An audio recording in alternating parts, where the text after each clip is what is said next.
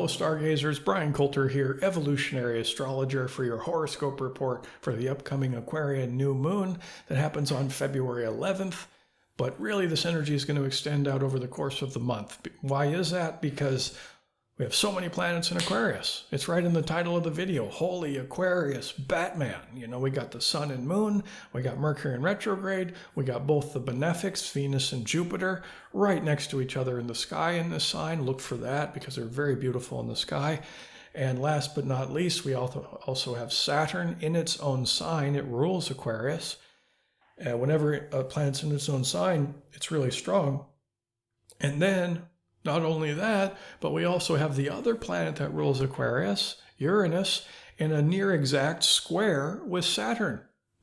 And the exact square just happens a week later on the 17th, the first of 3 squares this year. So the Uranus-Saturn square is the dominant feature of 2021 and into 2022. But it's coming into a laser-sharp focus this month as all this Aquarian energy through all these planets is aiding and abetting this already strong archetypal field this year. So there's a trinity of archetypes associated with Aquarius. The revolutionary, the genius, and the criminal, that seems all very different, but there's a strong thread of commonality connecting all three. For example, famous revolutionaries throughout history. One thing they have in common is they've changed the shape and flow of humanity. Why? Because they were geniuses. They thought outside the box. They marched to the beat of a different drummer. And because Aquarian energy is the engine that drives social change. Now, if these people, the famous revolutionaries, if they were seen by society to change the shape and flow of humanity in a positive light, they were lifted up as geniuses, like Albert Einstein, for example. And there's no shortage in history of revolutionaries of thought and action that weren't seen in a positive light, and they were sometimes exiled or quite literally made criminals. So that's kind of the connection between the three.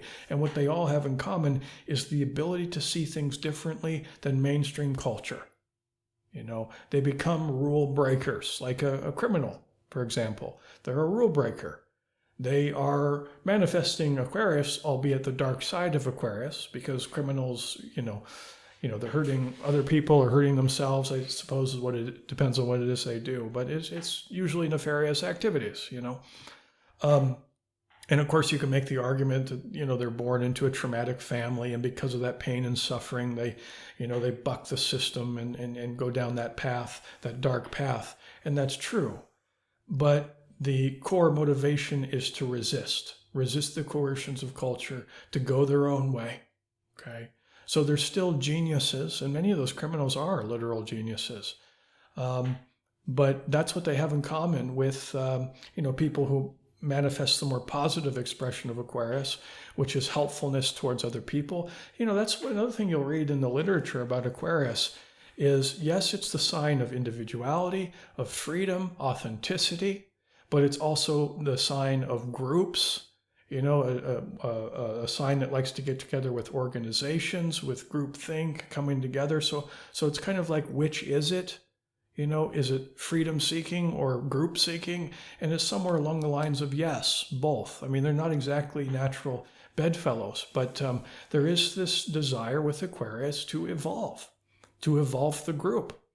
And if it weren't for structured group dynamics that had some sort of rule system, they all do, there'd be nothing for the individual to rebel against, so one can't exist without the other. And ultimately, Aquarius strives to evolve the group structures. But beyond that, we still need some individualistic pursuits within the group, like, for example, let's say you live with a group of a few hundred people who live in, communal sort of situation off the grid, wanting to live a more happy, harmonious, living off the land, living a more natural way, resisting the rule sets of what is mainstream culture, because you recognize not only is that unhealthy way of living, but it's also unsustainable and destructive. So that's a very Aquarian example, going off into nature, living off the grid. But even within that group of people, for example, you need to have a dentist. You know, if you don't have a dentist and somebody gets an abscessed tooth, that person's in a lot of trouble, you know. So you still need a lot of individuals within the group with their own individualistic expression, but coming together, creating a one holistic whole. Now, getting right to the heart of the matter, through the lens of evolutionary astrology, we recognize this archetypal field of Aquarius is at maximum influence. How can we work with the energy instead of against it to put our personal growth and evolution into hyperdrive, since we're in a bit of a, K through 12 here on planet Earth, to put it simply. This is a school. So how do we learn with this? What do we do? Well, even if you have 10 planets in Pisces, or 10 planets in Capricorn, in other words, if you have one archetype dominant in your chart and it's not Aquarius, you still need to work with Aquarius. And ask ourselves the question, how can we individuate more? We are all collision zones of essence and training. Nature and nurture is the way this is often framed. We are all a summation of outside influence, a combination of that, coercions from culture and family, and their effect on us. We're all brainwashed to a certain degree. Some illustrate this more than others. So we have this learned behavior part of our personality, and then we have our soul divine personality, the part of us that's been evolving over lifetimes. And the process of individuation is getting away from some of that, that programming, I guess you could say, into a free expression of ourself. It's authenticity, unabashed expression of self, individuality perfected. So asking ourselves the question, where in our life have we compromised too much of our own intrinsic nature? And what is my unique role within the tribe? What is my unique gift? We're all born with a cosmic job description or a destiny and certain tools that we have really sharp that we're to use for a specific purpose. And for those of you who feel a bit lost in what that purpose is, I recommend you get a birth chart reading. I know this really great evolutionary astrologer. No, shameless plug there, but really any astrologer looking at the birth chart can help you sort of figure out these things. What are the tools you brought into this world? What are the soul contracts? What is your purpose? Sometimes we have multiple purposes. And that birth charts can be very helpful to pinpoint what that purpose is. And it's very unique to you. Okay? So getting more in alignment with that purpose now, creating a new beginning, because ultimately this is a new moon. New moon is when the moon completes a cycle, and starts a new one. Hence it's in the phrase there, new moon. So it's about planting new seeds. Okay. What are some new directions you can go in that's more in alignment with who you really are instead of who you've trained to be? So you're germinating those seeds now, and they'll continue to grow during this lunation cycle over the next 2 weeks.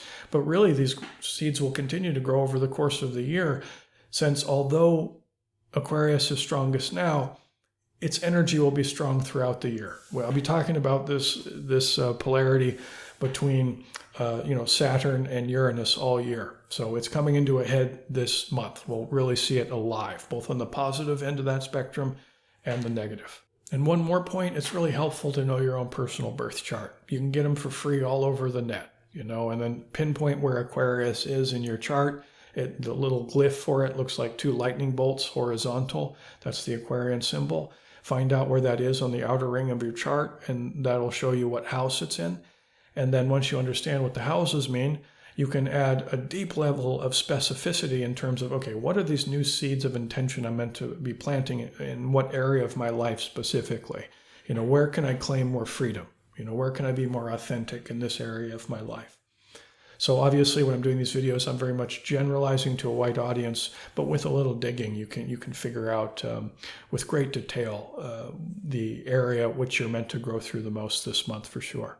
So now let's take a step back to, looking more broad view of things, the evolutionary intention for the collective. We return to what I was saying with Aquarius, the engine that drives social change. It's about inventiveness, innovation, moving forward, the sign of mutation. It's kind of a strange thing to say, but if it weren't for mutation, there would be no possibility of evolution. Okay. Also, we have that whole bucking the system, denying the received wisdom, I'll put in air quotes, So we have this very strong archetypal field now, which now that we're in, I believe, the Aquarian age, Okay, this is a very important year for us, but a very important decade where we solidify where we are within this Aquarian age. And I actually want to read something to you, and this is from an astrologer named Dane Rudyard, which was one of the most amazing astrologers from the 20th century. I think it was mid or early 20th century, if I'm remembering correctly. And he was a major influence for my teacher, Stephen Forrest. Just a brilliant mind. And his books, I highly recommend for anybody who wants to sink their teeth into astrology. He's a brilliant mind. His books are a bit dense, but there's just so much information in there if you can get through them. And this is a little excerpt from his book, The Pulse of Life. Aquarius may see the constructive development of state and civilization through inventions, social improvements, and the glorification of special social virtues. It may also mean revolution and complete upheaval of state and civilization by the power of a new type of human being and of new ideals, which the existing state blindly refuses to tolerate, or against which it must fight because it can't possibly assimilate it. Do those words ring true now or what? So this is quite amazing, Aquarius helping the constructive development of civilization and also simultaneously fomenting upheaval by becoming a new type of human being. Okay. And then, of course, he adds the very ominous line of which the state refuses to tolerate. And that is, that encapsulates Aquarius energy so beautifully. But what it also connects with is the overarching theme of this year, as well into 2022, as we have this ongoing square between Saturn and Uranus. Saturn, in every culture around the world that's had astrology, is represented as the old guy, Saturn the elder, the symbol of wisdom. And of course, we don't want to deny wisdom. There's some grains of truth in there, of course. But Aquarius questions the received wisdom, and they're at square with each other. It's a hard angle, 90 degrees. It's a friction-based aspect. It's just more in your face, And we tend to see during squares and oppositions a starker polarity between light and dark, So basically, Saturn is about the old. It's about habit. On the negative side of Saturn, it's about control, the status quo. It's about restriction. Uranus, the ruler of Aquarius on the more modern rulership, is about freedom.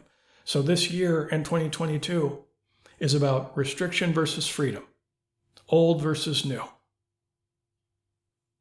So a lot of people will be bucking the system this year, and they already have. People are coming together in groups. There's that, Aquarian motivation, wanting a different way. The old is no longer working. Here's one that doesn't really work anymore. The American dream, the old American dream that you get a 4-year degree, you graduate, you get this amazing middle-class job, you get married, you have kids. The statistical average in the U.S., I think, was 2.5 children. And then you retire when you're 55 or 60, and you ride off into the sunset, and do whittling on the porch, for the rest of your life in happiness. Well, it's going to sound very cynical, obviously, but I believe the American dream is dead, Basically what we have is the haves and the have-nots and a stark polarity between the two. The cream rises to the top, and then there's the service industry. Obviously, that's not exactly right, but it kind of approximates it. And the income gap inequality is getting wider and wider and wider. And people on the more pain and suffering spectrum of that polarity are feeling the pressure of the walls closing in, and they're starting to fight back. Saturn, square Aquarius, restriction versus freedom, old versus new. We need a new way of being. We need a new way of being that is more balanced, that is less destructive, both for our people's sanity, but also for the earth. So we're trying to evolve into something new. And people are starting to fight back. And we're seeing that in cultures all over the world, demonstrations. Most of it is due to COVID restrictions because of the government, but there's some other stuff going on too. And of course, every culture is a little bit different. Everybody perceives reality slightly different. They do it for different reasons or different motivations. But we still have that same archetypal field between Saturn and Uranus, restriction versus freedom. And that is the dominant theme of this year and into 2022 as well. Because we've been through the growing pains of 2020, incredible levels of restriction. And that's when Saturn was really dominant last year, all that Capricorn energy.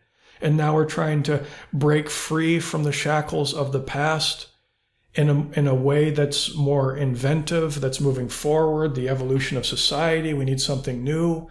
We don't want to completely discard the wisdom of the past. Of course not. And we don't want to just blow it all up and start over again. But we're being called, especially this decade, as we're squarely in the Aquarian age, to rapidly evolve. So we need fresh ideas, fresh perspectives. And people, the law of repetition is so powerful. You've heard the phrase, the older you get, the more stuck you get in your ways. Well, that's true. Why is that? Because we're super powerful beings. Where our attention goes, energy flows. So if we have a thought, let's say, or an emotion, whether it's positive or negative, and we repeat that thought or emotion every single day, it gets stronger and stronger and stronger, so much that it becomes a part of you. Ingrained behavior. Now, if you're 70 years old, you're feeding that thought or emotion, whether good or bad, over the course of 70 years, it's going to be that much more stuck within you than if you're 16, for example. Okay. So we are trying to shake up some of those established patterns of behavior within society. Now, as we see all these different uprisings in this theme song of 2021, that is, "We Aren't Gonna Take It" by Twisted Sister, of course, we want to manifest the higher expression of that, of moving forward, demanding peace, demanding change in a peaceful way. As I said in other videos, Gandhi style. And that's so strong now because both the benefics, Venus and Jupiter in Aquarius, exact conjunction during the new moon, planting new seeds of hope. Jupiter is the planet of faith in a better future, the planet of belief, planet of luck and good fortune. It's very auspicious to have these two planets next to each other during the new moon. And then Venus is the goddess of peace and serenity, having faith for a more peaceful future as we move forward and demand change, to evolve beyond the ingrained habitual patterns, the artifacts of the past. We can't run this world like we ran it in the 20th century. We got to move forward, and coming together in communities peacefully, okay, saying things have got to change. Now, there's the whole destructive spectrum of this, which, we want to avoid, of course, because that just helps to feed into polarity consciousness, where this idea that we're all separate, and then it just gets into dogmatic team play, where one team's pitted against another, and it just becomes aggressive, it becomes competitive. And that's one more point. We also have the planet Eris in a square to Pluto. Pluto's about wounding. Eris is about competition. Survival of the fittest, dog-eat-dog world. And that's ingrained in how we view reality. That is nature is about mostly competition. It's not. It's about mostly cooperation. So we're trying to cooperate for a better future and not get caught up in the team play. Just moving forward peacefully. And then as we set these new intentions of what can I do, how can I bring my own unique gift to humanity as we evolve? That's the big picture stuff. And you just start with baby steps in your life. You look to what house it's in. You focus in that area of your life. The more you do that, the more you cultivate more of this inner rebel within you, this revolutionary, so that you can bring your gift to the world as we evolve into this Aquarian age. And that's really the core evolutionary intention for this year, but it's coming into a laser-sharp focus this month. And of course, the goal always is to expand our consciousness. I hope you enjoyed this video. Stay tuned for my new website, and I'll see you in a couple weeks. Thanks.